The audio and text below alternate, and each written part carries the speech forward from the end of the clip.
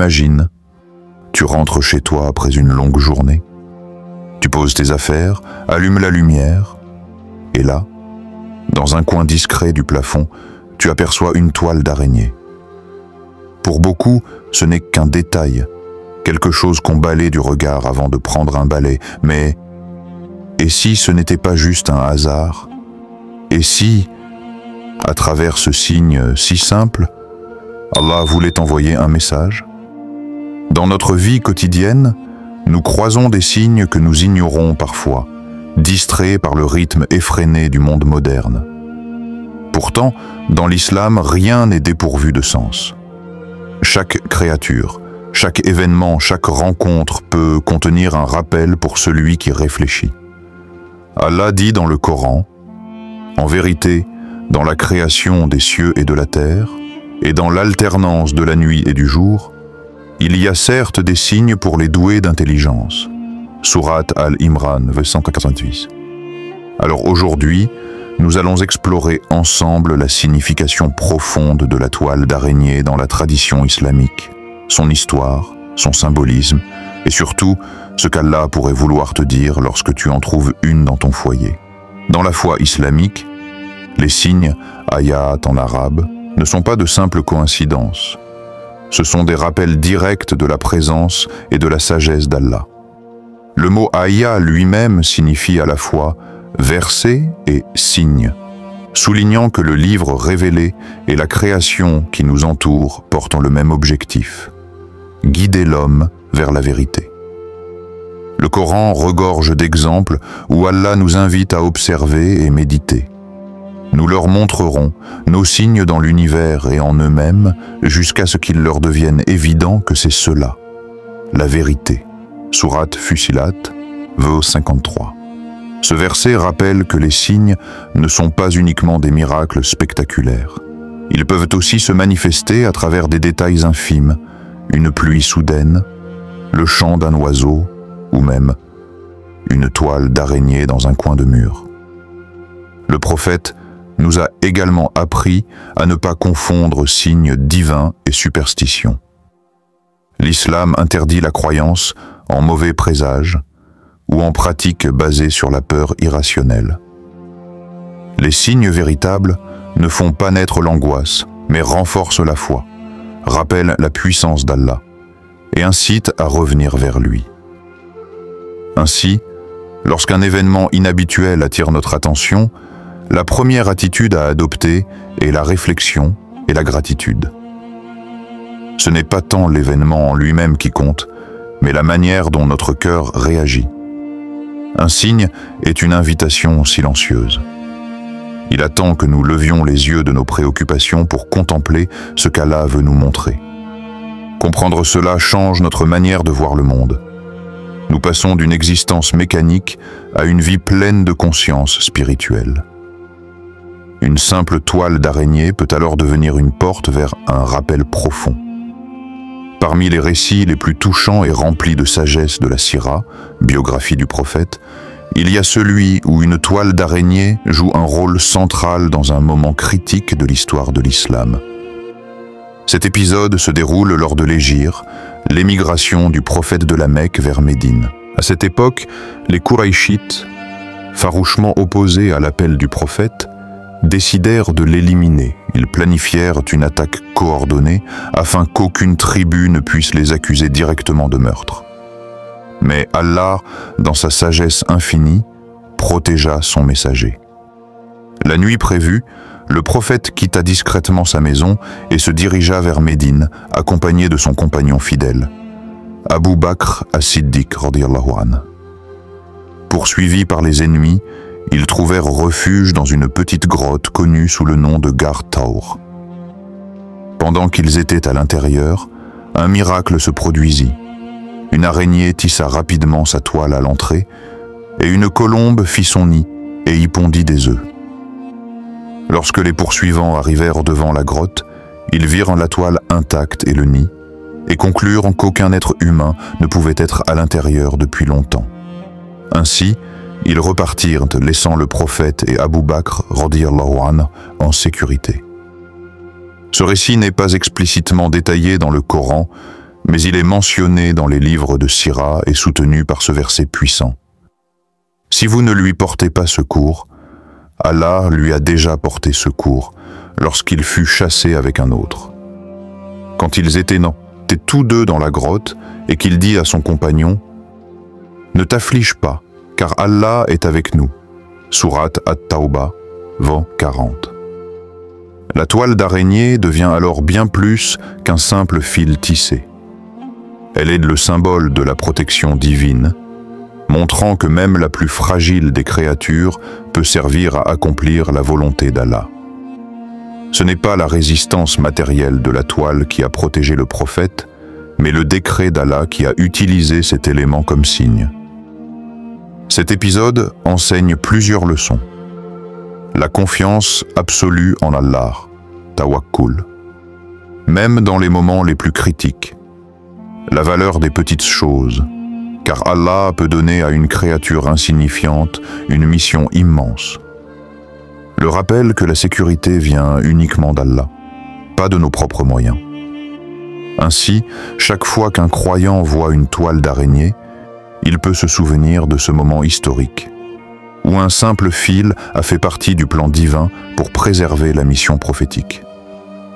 L'araignée est mentionnée explicitement dans le Coran, dans la sourate Al-Ankabut, l'araignée, ce qui lui confère un statut particulier dans la réflexion spirituelle islamique. Allah y utilise l'image de la toile comme une parabole frappante. Ceux qui prennent en dehors d'Allah des protecteurs ressemblent à l'araignée qui se donne une maison. Or, la maison la plus fragile est bien celle de l'araignée. Si seulement ils savaient, Sourate Al-Ankabut, Vos 41. Dans ce verset, la toile d'araignée symbolise à la fois la fragilité et l'illusion de sécurité. Bien que sa structure soit finement élaborée et presque parfaite d'un point de vue scientifique, elle reste extrêmement fragile face à la moindre perturbation. Allah utilise cet exemple pour rappeler que toute protection placée en dehors de lui est illusoire. Les alliances humaines, les richesses, la force physique ou même l'intelligence ne peuvent être une garantie absolue. Seul Allah offre une protection réelle et durable. Cependant, la toile a aussi une autre dimension symbolique, celle de l'ordre et de la précision. Les fils de l'araignée sont tissés selon un schéma précis, d'une symétrie presque mathématique. Cela peut rappeler aux croyants que la création tout entière, même dans ses plus petits détails, obéit à un ordre parfait établi par Allah. Ainsi, voir une toile d'araignée chez soi peut éveiller deux types de réflexions. 1. Un rappel de la fragilité du monde matériel. Rien ici-bas n'est éternel. Et ce que nous croyons solide peut disparaître en un instant. 2. Un signe de la sagesse d'Allah. Même une petite créature agit avec un plan et une méthode, ce qui nous invite à organiser nos propres actions avec discipline et constance. Pour un croyant attentif, l'araignée n'est donc ni un simple insecte à chasser, ni un mauvais présage, mais un messager silencieux. Sa toile peut être vue comme un miroir tendu à notre cœur, fragile dans notre attachement au monde, mais capable de construire avec soin lorsque notre intention est dirigée vers Allah. Lorsqu'un croyant découvre une toile d'araignée dans son foyer, sa première réaction est souvent purement matérielle. Il faut nettoyer. Mais dans la perspective islamique, même ce petit détail peut être l'occasion d'une réflexion plus profonde. Il ne s'agit pas de tomber dans la superstition, mais d'apprendre à lire les rappels subtils qu'Allah place sur notre chemin. Voici quelques interprétations possibles, toujours à aborder avec prudence et sagesse. 1. Un signe de protection divine. En se rappelant l'histoire de la grotte et du prophète, on peut voir la toile comme un symbole que même ce qui est fragile peut être utilisé par Allah pour te protéger. Cela peut signifier que malgré tes vulnérabilités, Allah te couvre et veille sur toi, de manière que tu ne soupçonnes pas. 2. Un rappel de la fragilité des attaches matérielles. Le Coran compare la maison de l'araignée à la plus fragile des demeures. Voir une toile peut être un rappel qu'il ne faut pas placer toute sa confiance dans les biens, les relations ou les situations terrestres. Rien n'est éternel ici-bas, et il faut préparer sa demeure éternelle auprès d'Allah. 3. Une invitation à la purification. En islam, la propreté est une partie de la foi. At-tahara min al-iman. Trouver une toile peut te rappeler que ton foyer doit rester pur, non seulement physiquement, mais aussi spirituellement.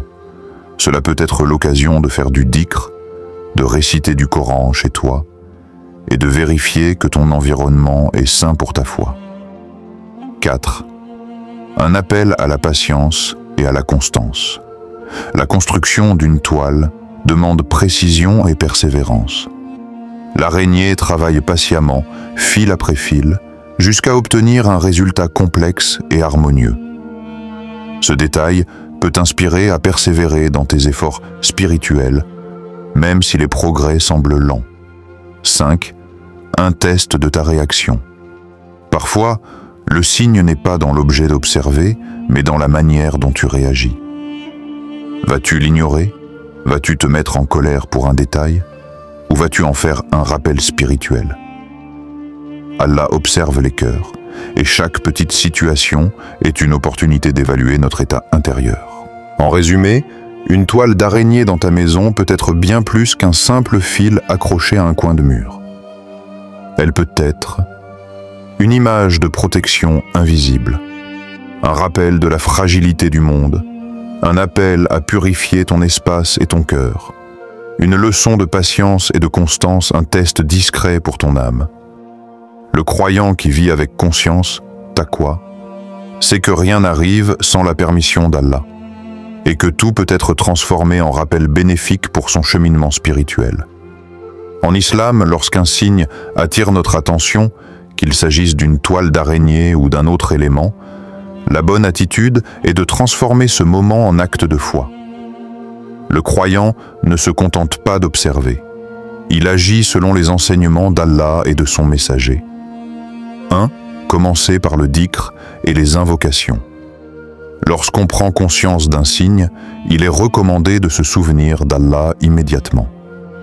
Cela peut être en prononçant « Subhanallah », « Gloire à Allah »,« Alhamdulillah », « Louange à Allah », ou en récitant « Ayat al-Kursi », « Surat al-Baqarah », vos 255, pour demander protection. Le prophète a dit « Préservez vos maisons par la prière et la récitation du Coran », rapporté par Muslim. 2. Purifier la maison physiquement et spirituellement. L'islam insiste sur la propreté du foyer. Balayer les toiles et nettoyer son environnement fait partie de la sunna. Mais la purification ne s'arrête pas au ménage. Elle inclut l'éloignement de toute chose interdite, images inappropriées, musique obscène, tensions familiales. Un foyer pur attire les bénédictions, baraka, et repousse les influences négatives. 3. Réciter le Coran. Dans les savants recommandent particulièrement la lecture de la sourate Al-Baqarah, connue pour chasser les shayatines, démons. Le prophète a dit « Ne transformez pas vos maisons en tombes. Le diable fuit la maison où l'on récite la sourate Al-Baqarah, rapportée par Muslim. » 4. Faire des invocations pour la protection.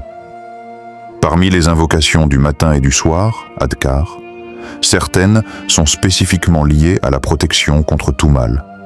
Par exemple, Bismillah tawakkaltu ala Allah, la hawla wa la quwwata illa billah. Au nom d'Allah, je place ma confiance en Allah, et il n'y a de force ni de puissance qu'en Allah. 5. Réfléchir et tirer une leçon personnelle. Après avoir pris les mesures physiques et spirituelles, il faut se poser la question « Qu'est-ce qu'Allah veut que je retienne de ce rappel ?» Peut-être est-ce un appel à plus d'organisation, à plus de constance dans l'adoration, ou à plus de reconnaissance envers les petites protections qu'il place dans ta vie. Ainsi, face à un signe comme la toile d'araignée, L'attitude islamique complète comporte 3 étapes. 1. Rappel immédiat d'Allah, dhikr. 2. Action physique de purification. 3. Réflexion spirituelle pour en tirer une leçon. De cette façon, chaque petit événement devient un moment d'adoration et un pas supplémentaire vers Allah. En fin de compte, trouver une toile d'araignée chez soi peut sembler anodin, mais pour le croyant attentif, rien n'est insignifiant. Chaque détail de notre quotidien peut devenir un rappel de la grandeur d'Allah et de notre dépendance envers lui. Nous avons vu comment ce simple fil tissé peut évoquer l'histoire miraculeuse de la protection du prophète dans la grotte, le symbole coranique de la fragilité des attachements matériels, un appel à purifier et protéger notre foyer, une leçon de patience et de persévérance. La vraie question n'est donc pas « Pourquoi y a-t-il une toile ici ?», mais plutôt « Qu'est-ce qu'Allah veut que je comprenne à travers ce signe ?» Le croyant qui vit avec taqwa, la conscience d'Allah, sait que chaque instant est une occasion de se rapprocher de lui. La toile d'araignée devient alors non pas un signe de négligence, mais un déclencheur de réflexion, de dhikr et d'action. Avant de terminer, rappelons-nous ce verset puissant. C'est lui qui vous protège, lui et les anges, afin de vous faire sortir des ténèbres vers la lumière. Sourate Al-Ahzab, 20-43. Alors, la prochaine fois que tes yeux se poseront sur ce tissage délicat dans un coin de ta maison, ne te contente pas de prendre un balai. Prends aussi un moment pour prendre un balai. Pour ton cœur, enlève la poussière de l'oubli, chasse les toiles de l'insouciance et laisse la lumière de la foi entrer à nouveau.